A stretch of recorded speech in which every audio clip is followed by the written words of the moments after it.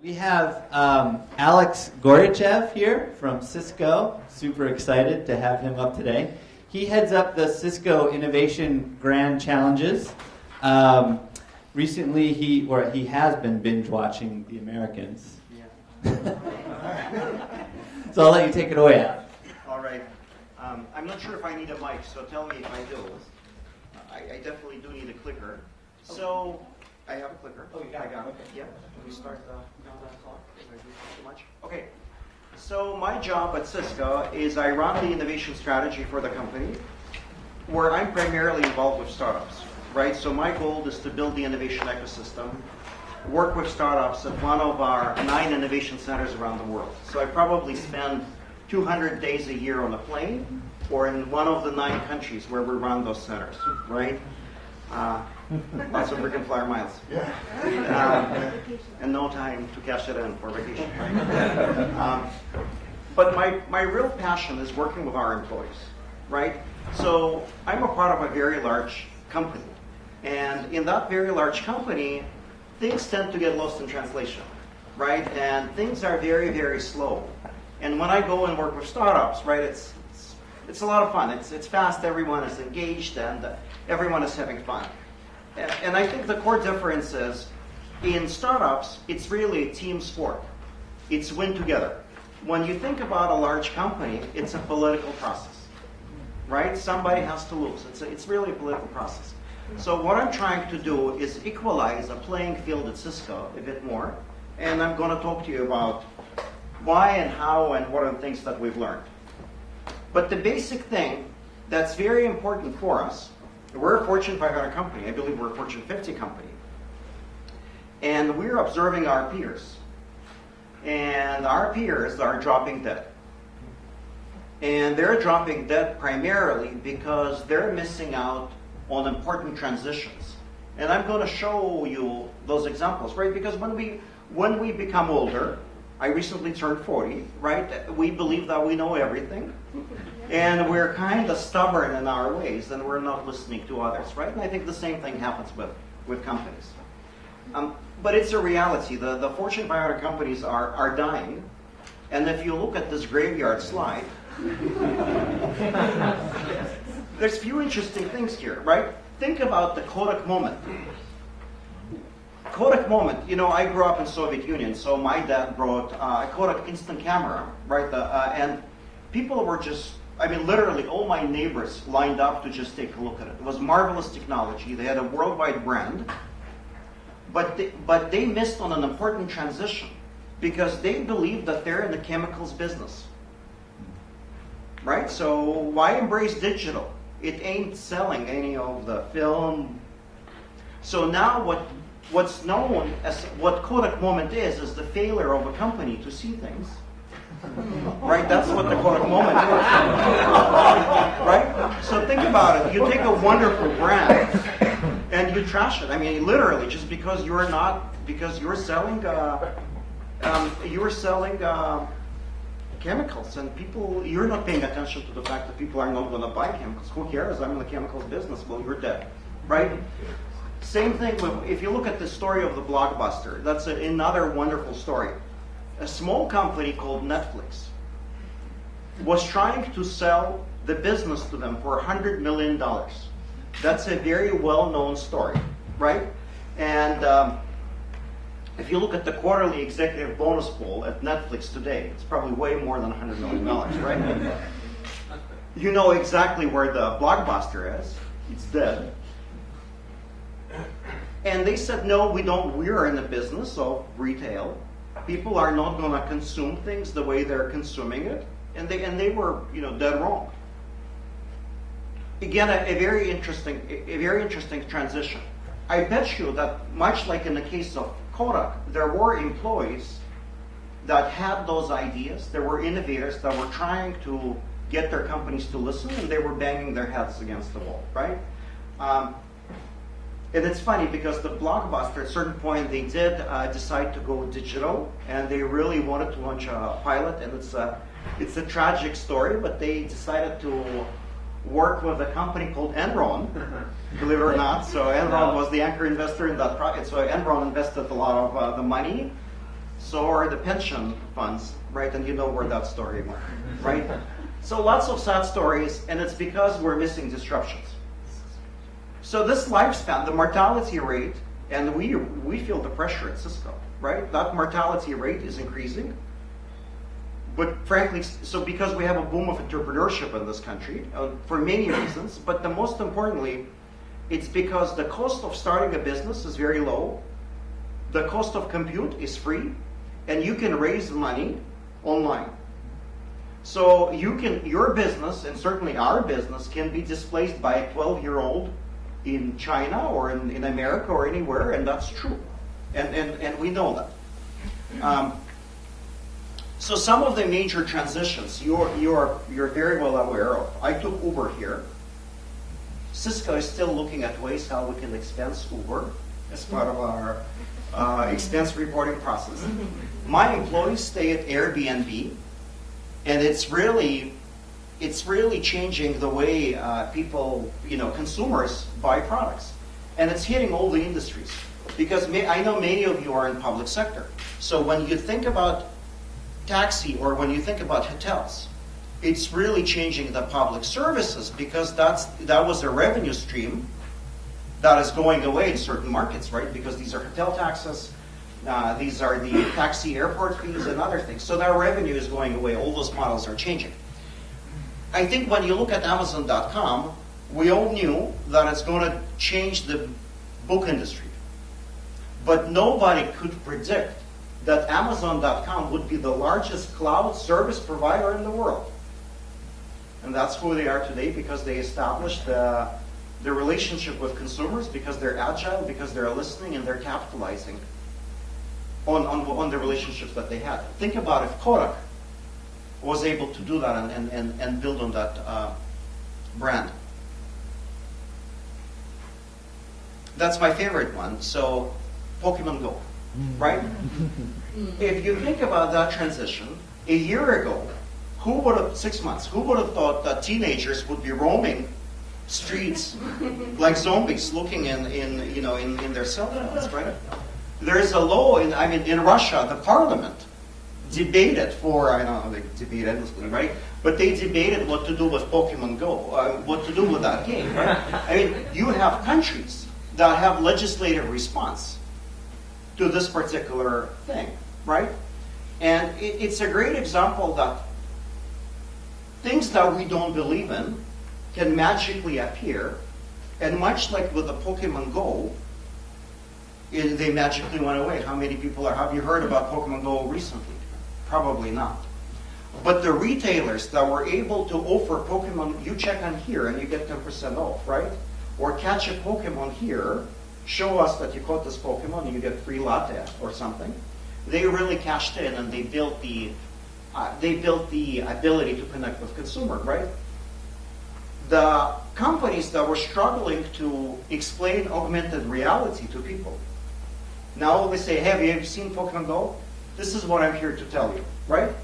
So these are good examples of transitions, of how companies are missing the transitions, and how companies are capturing them. So the way we look at this at Cisco, and the way I think about the job rate, so my job is innovation. I believe most of your jobs are in innovation too. So if you think about what is the highest corporate mortality rate? Innovation, right?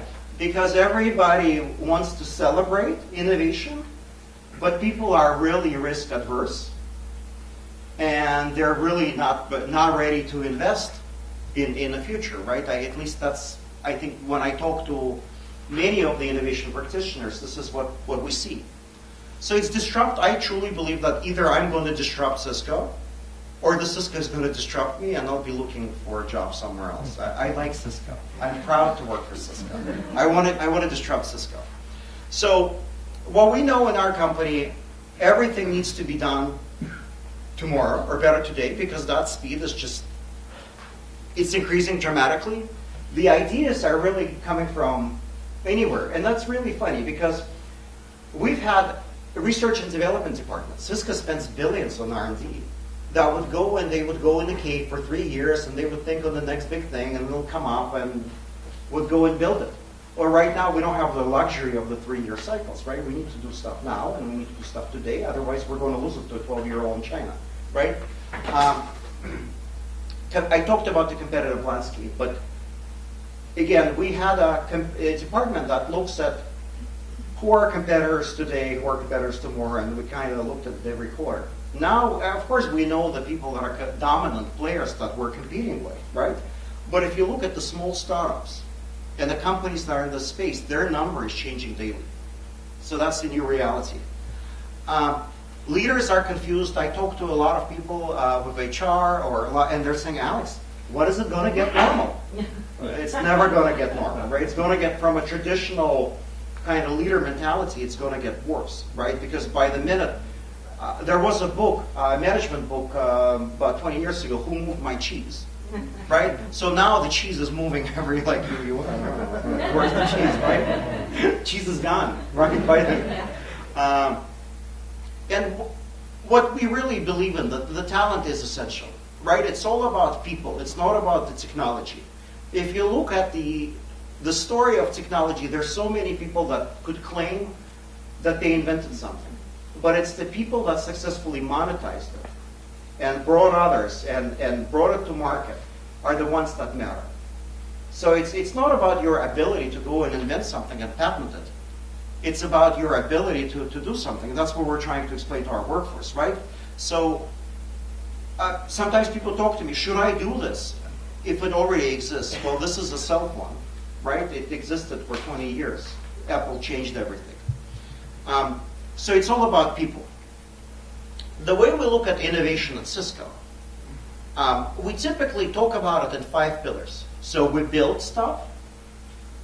We build a lot of stuff, right? So we are a company, 70,000 people, 25,000 engineers, right? So we do stuff in-house.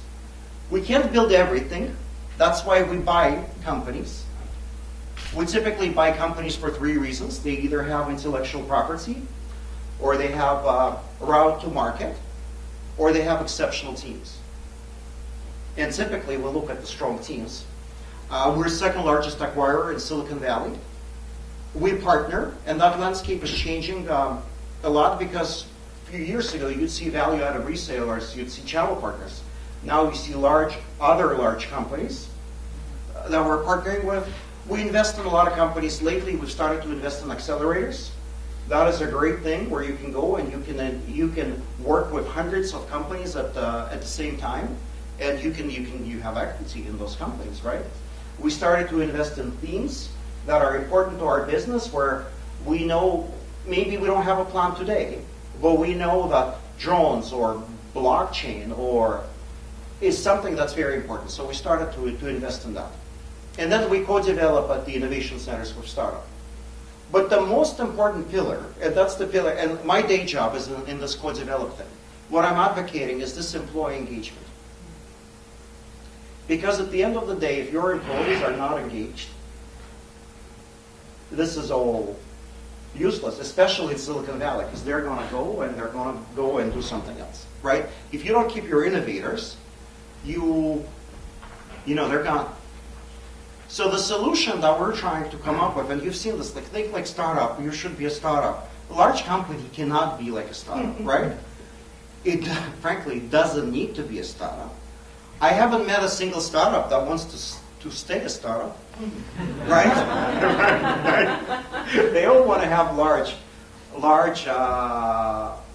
customer base. They all want to grow. And most of them want to sell to a big company too. A lot of them talk to us. But it's about changing the environment, right? And it's really a funny story. So we partnered with a company called Unoodle, actually they're here, to run the innovation competition and for startups. And we said, if you're a startup, we'll give you mentoring, we'll give you equipment, we'll give you everything. And $250,000 to it. And our employees started to call me. Alex, I have a great idea. You're not eligible. Can I apply? No, you can't. Can I have $250,000? No, you can't. Why not? Because you already work for Cisco. Right? So that's a sad state of affairs, right? So we kind of took our best practices and we tried to to move some of the things that we've learned with startups and bring it to our employees. But the most important thing that we've learned, right? When we talk to individual contributors, right? If you're a manager, if you're a director, if you're a head of a function in the company, yes, you understand that your job is to kill ideas too. Right? If I'm an innovation function, I'm a mass idea murderer. Right? Think about it, right? Because not all ideas are meant to be implemented, right? But the employees have great ideas. And it's how you help them connect with other employees and with startups and help them see the power of teams and help them develop the ideas. That's important, right? So I think it's our duty as innovation professionals, as managers, as people that are looking inside or outside, is to get every single person involved in the innovation, explain what that innovation is.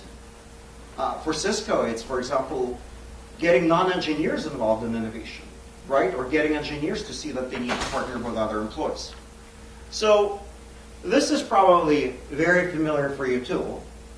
When our new CEO came into power, we've interviewed a number of employees, right? And kind of, again, individual contributors. I'm not talking about managers or developers or directors or VPs. And that's what we've heard from them. We understand that our company is very innovative. We're proud to work for our company, but I don't know what innovation is. Tell me, how can I be innovative?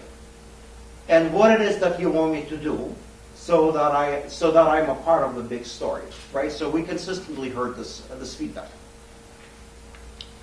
So our response was very simple. It took us, by the way, a lot of trial and error to get to this.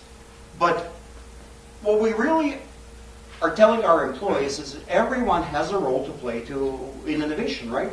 You don't have, and we use a founder or angels, people understand this, right? But you don't have to come up with a great idea to participate in innovation.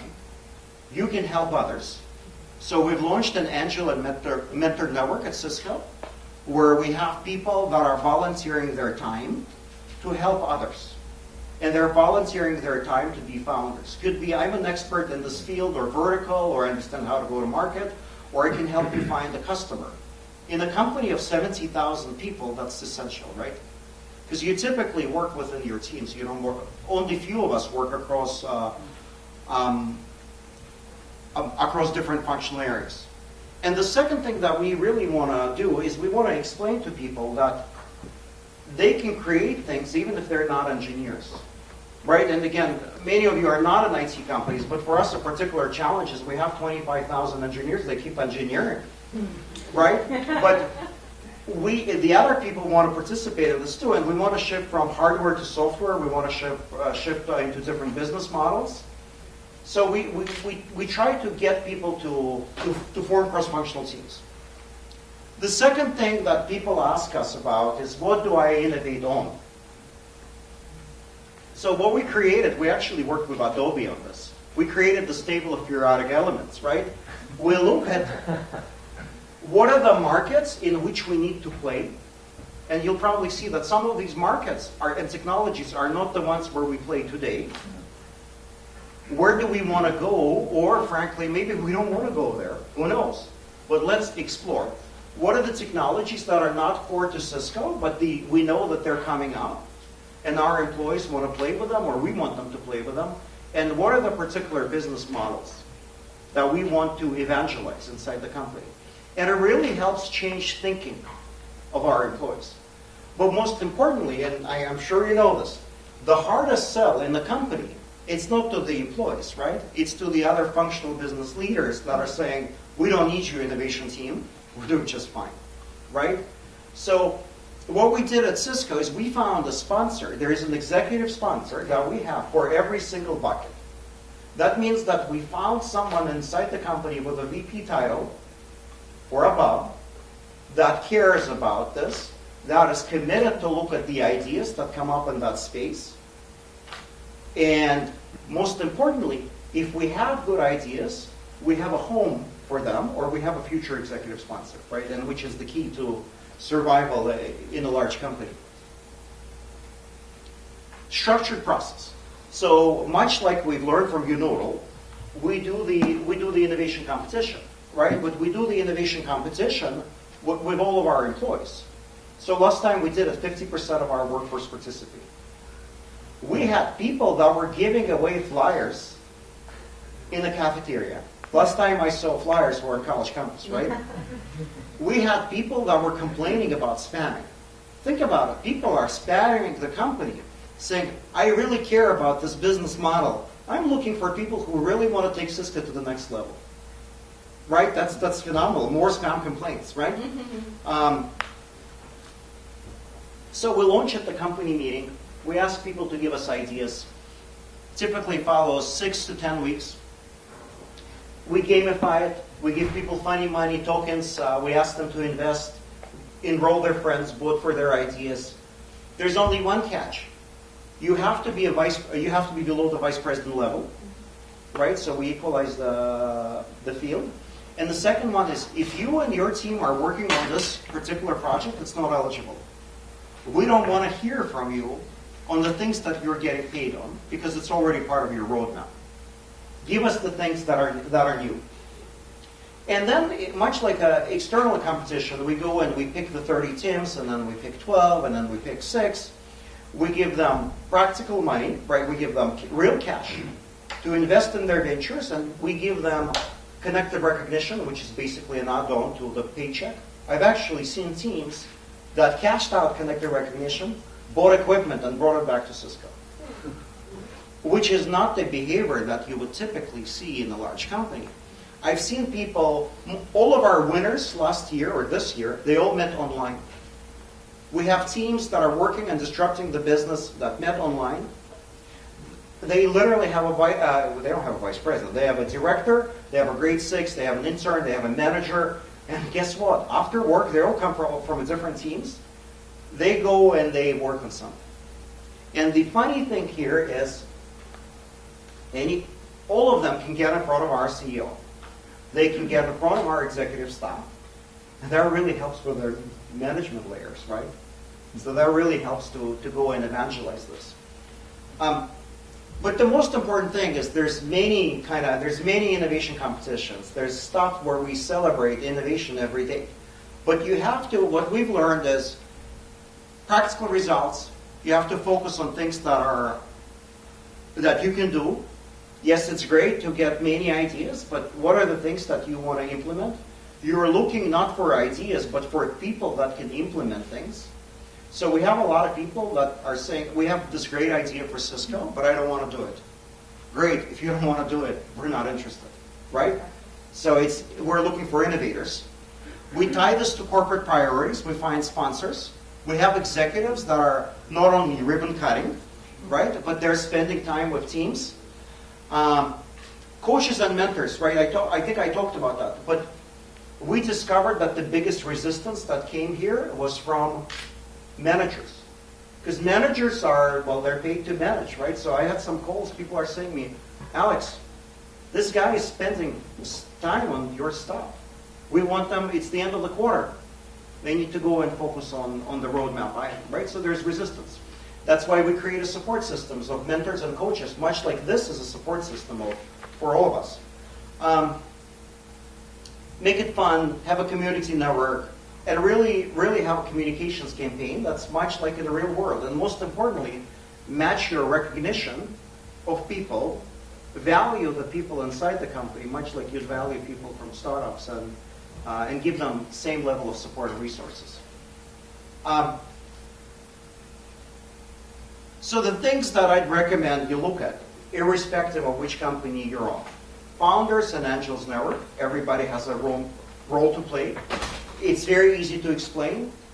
The idea of crowdsourcing, that's what we've talked about. But if you're really interested in doing this, or if you're doing this, make sure that you're following up, right? Because the true idea or the true crowdsourcing competition, that journey begins with a prize. For many companies that I've talked to, it ends there. Here's the prize, you're a crowdsourcer of the week, go back to your cubicle. Congratulations, job well done, right? So this is what you don't want to do. Coaching startups. we're actually asking our employees to spend time with startups, coach startups, mentor startups. The first time we launched the thing, and there were some people from the legal team that said, Alec, what are you doing? They're going to exchange ideas. They might fall in love, right? Of course, right? That's just, I mean, you can't live like that if you think that people are, of course, some people are going to leave, some people are going to stay. But the value that we get from people networking in their communities, supporting accelerators, supporting startups, mentoring them. So now we're bringing employees to our innovation centers, and when we host startups, we try to get the employees to partner with them, right? So that has been mind-blowingly successful. And anything that drives small business mentality, right? So before Cisco, I worked at a startup, a very small company, 100 people. We completely screwed up the music industry. It was Napster, right? But it was ours, right? We saved money, right? We behaved like it's our small business, right? So that's the type of behavior, like the small business mentality. Sometimes people say a small business mentality. It's actually a great thing to have in a corporation, and ask people to manage their budgets and come up with things that they like. For example, we're setting up idea spaces. We've been working with teams that would design the idea spaces for our employees. Well, the better approach that we're doing is let's give our employees money and the budget and ask them to design the space themselves and take a risk on that. Before I go into Q&A, many people think that HR is a lawsuit prevention organization, right? Or right? It's really a talent management organization. At Cisco, we were lucky because this effort is sponsored by a senior VP, our chief people officer, right? And the chief strategy officer. So this is an initiative that's supported by our CEO, but it's led out of strategy and HR. And they've been phenomenal partners. They've really, and a lot of companies that I talk to, if you get HR interested, they're fantastic to work with, and they have access everywhere. And then when you want to implement that 20% stretch time, they're really going to help you. Team sport. Innovation is a team sport, right? And the cross-functional team is essential. I think the biggest value that you get out of here are not only ideas, but that network that exists in the company. And then the last thing is, and I just talked about it, don't focus too much on the technology that's going to come out of that, right? Focus on talent and how you're going to retain that talent in a company, and the things that they can notice and the things that they can help you. All right, questions, comments, thoughts? I'm always happy to help you guys. Got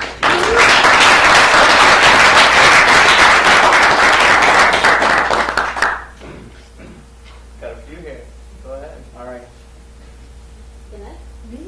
Go. Oh yeah, sorry. So, how do you measure success, or how do you measure the impact? Right? Especially if you say that really the end result is that engagement. That's super soft. How do you measure it? So there's two things. For specifically, you're talking about the employee engagement. We measure it in two things. Number of employees engaged, so that's purely the employees engaged. Number of people that are engaged across functions, so think about it as how deep we go outside of engineering, frankly, because you know you're going to get a bunch of ideas in engineering if you're Cisco. And then it's really how many of those ideas we bring to market, right? So at the end of the day, it's a hard financial metric, right? And we do, out of the 20 ideas that we've had that were kind of emerged at the top, right now we have about 2 that are in customer pilots, that are customer paid pilots, and then 2 that are brought in to the actual business units. How long does it take from that idea to the customer pilot?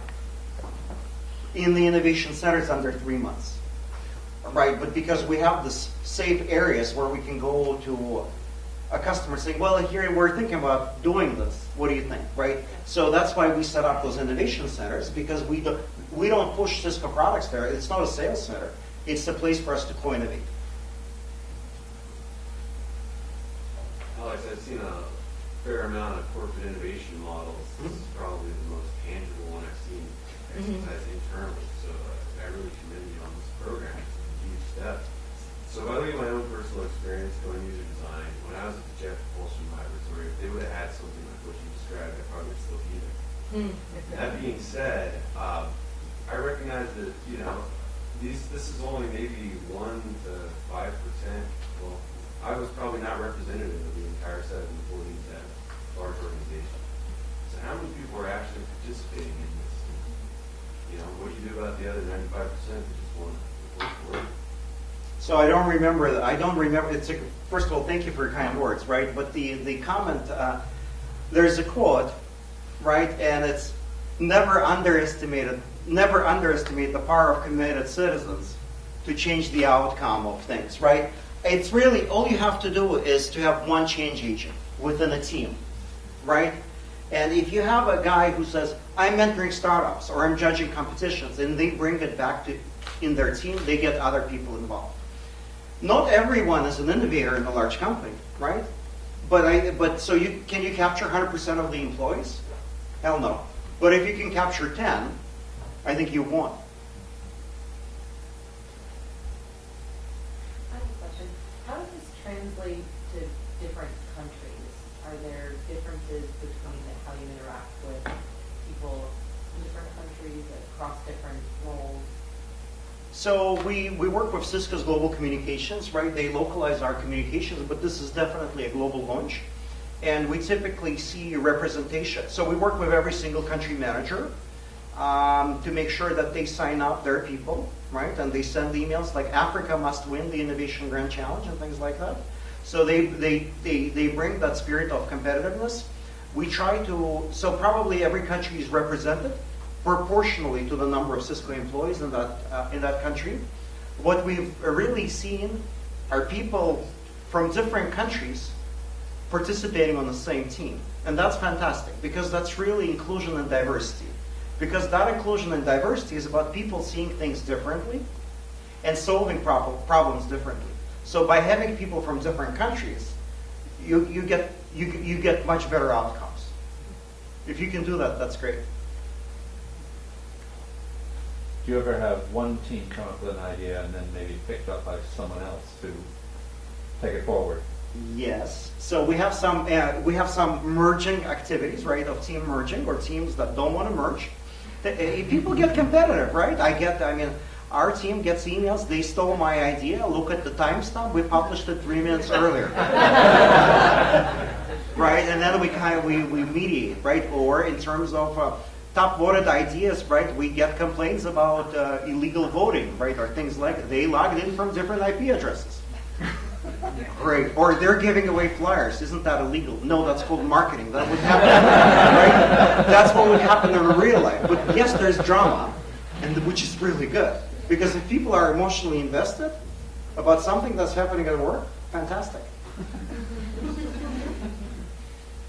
I've got a question about what specific strategies you use for organization. Because you're running a single challenge, right? And then, so you've got a huge amount of content coming in. Mm-hmm. What structures do you use for organizing and directing that towards the relevant parties? Is it a campaign, a tagging, the person who's submitting has to self-identify within a category? How do you guys manage that organization? Yeah, we have a whole backflow. We actually have a white paper that talks about how we set that up. So I'd love to follow up with you on how we do that, right? But that's very important, because if you get ideas, you want to judge them fairly. You want to judge them by people that are experts in the field, right? So you want to make sure that it's very fair and very transparent. So that backup, because it's easy to discredit something like this, right? And employees, they don't give you second chances. So it's very important that you do this right and you do this transparently. A quick one. You mentioned HR as a partner. Do you foresee in the future where there's some type of filter for finding good innovators? So basically getting in front when you're hiring people, right? And trying to recruit better innovators within the company.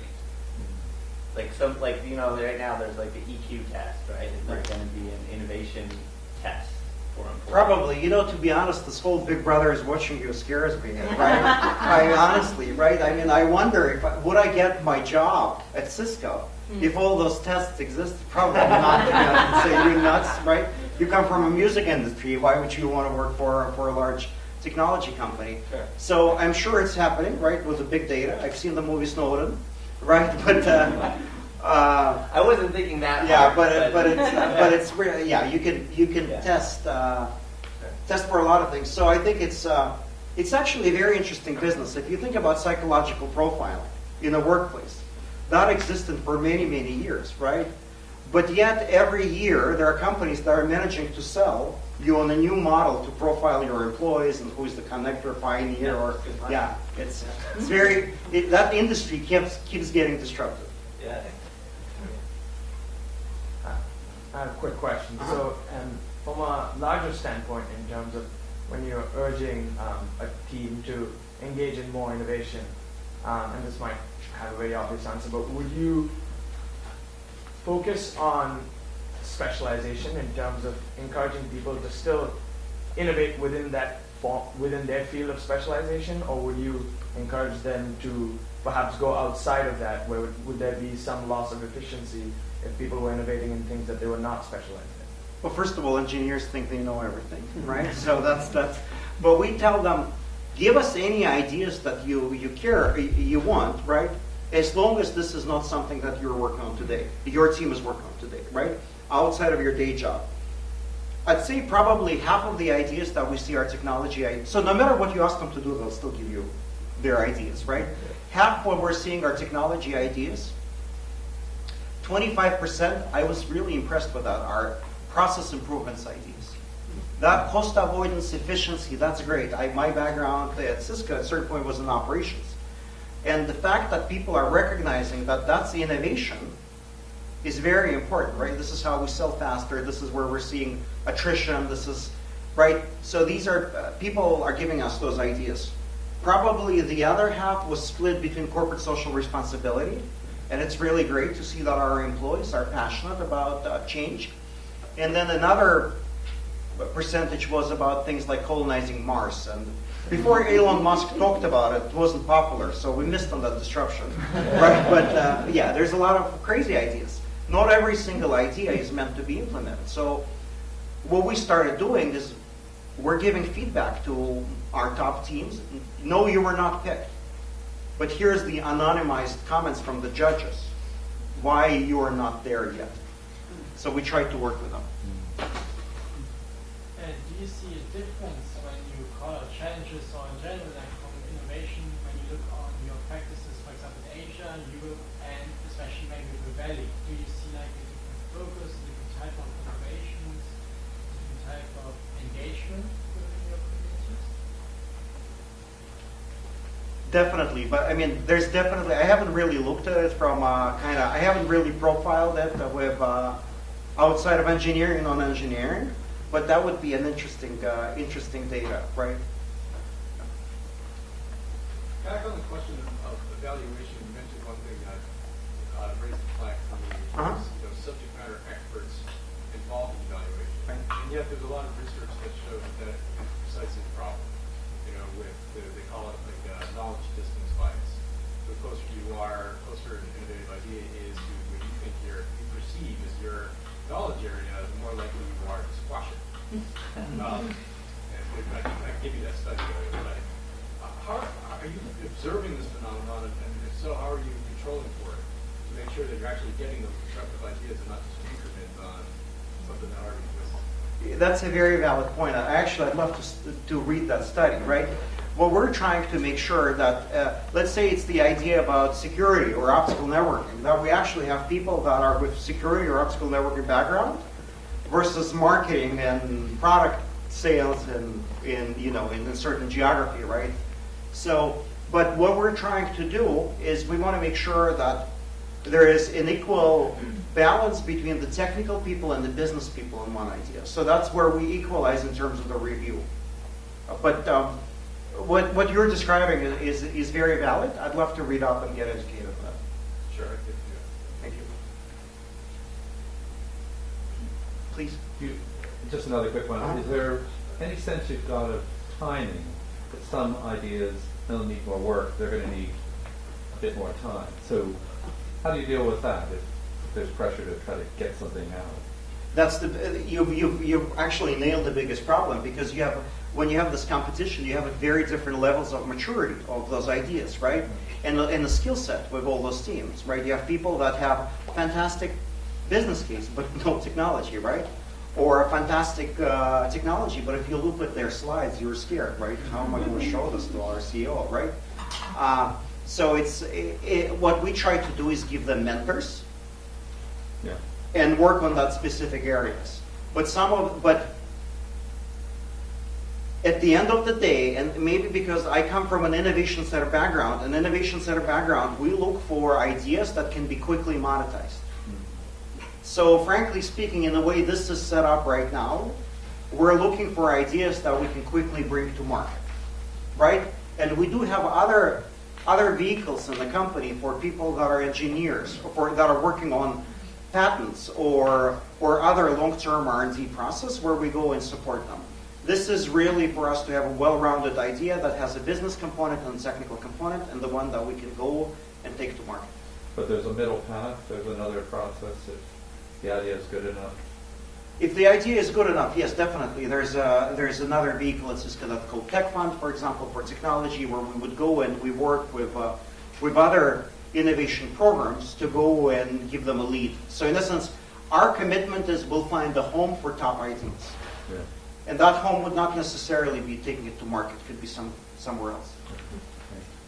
You just mentioned mentors being identified with ideas. How are mentors selected? Are you automatically a mentor if you're a manager, leader above?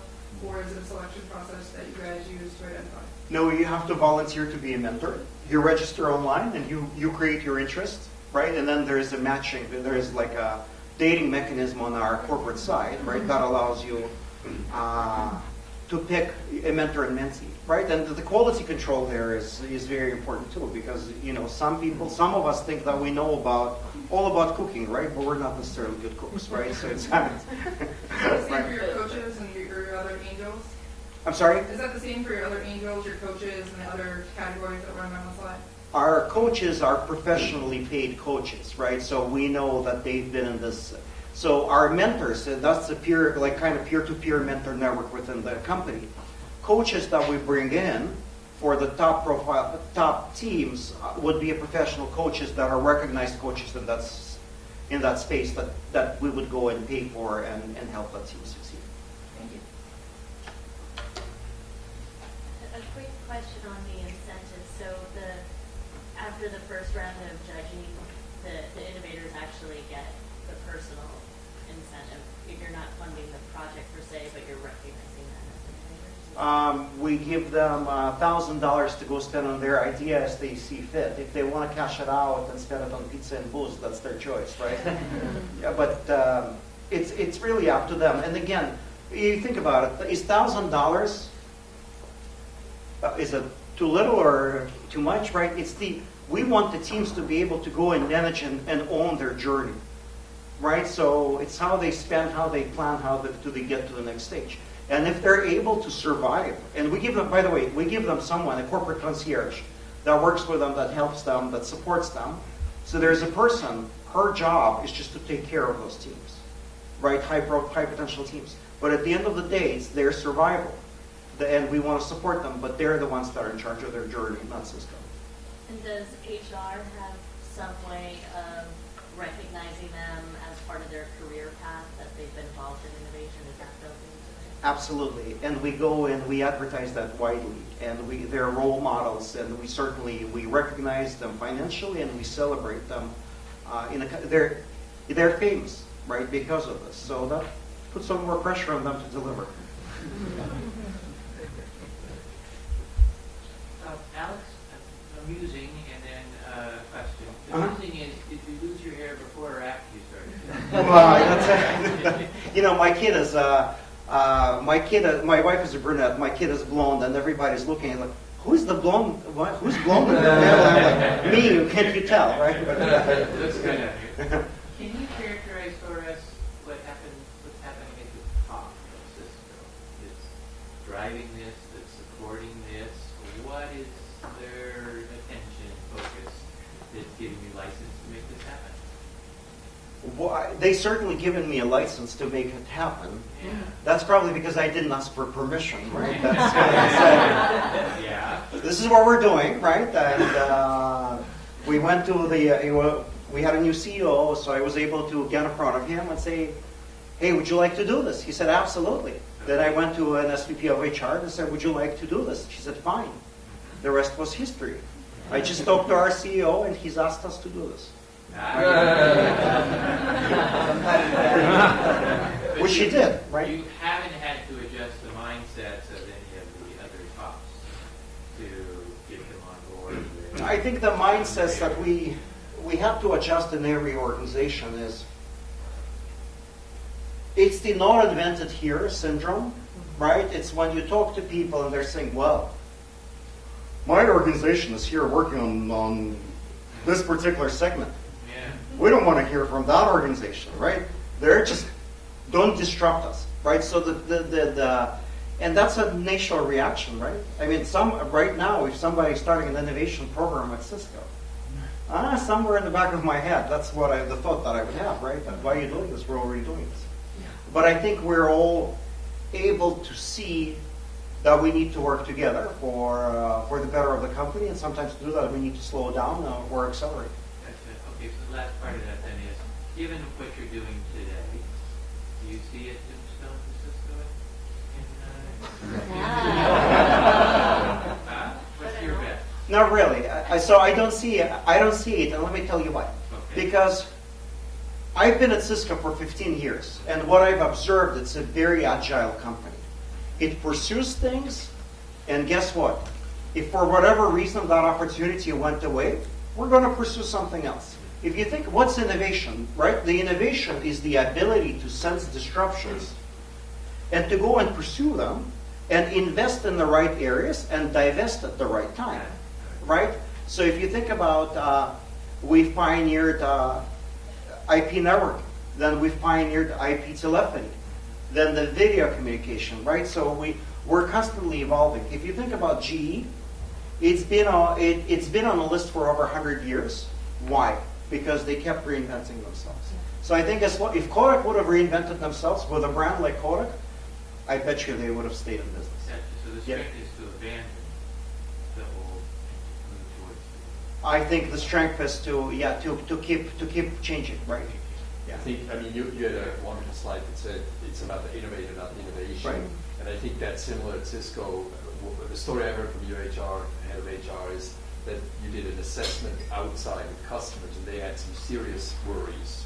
And people kind of went, is that really happening? And then you did a similar assessment inside of Cisco. And sure enough, people knew there was a deep worry, and it really shook up the company and forced a kind of new thinking at that point. And I think Cisco's done that over and over.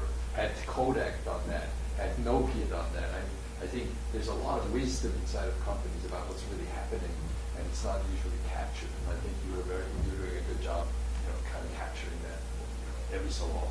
Yeah, I think it's the just ability to be honest with yourself, right, and be transparent, and I think that's where we've been really successful, right? We're able to invest in the right places, right? And if the market conditions change, we divest, right? And we move on, and it's the power of people and the brand, and to your point, the most important one is the customer relationship, listening to them, and the constant ability to solve their problems, right? All right. Thank you so much.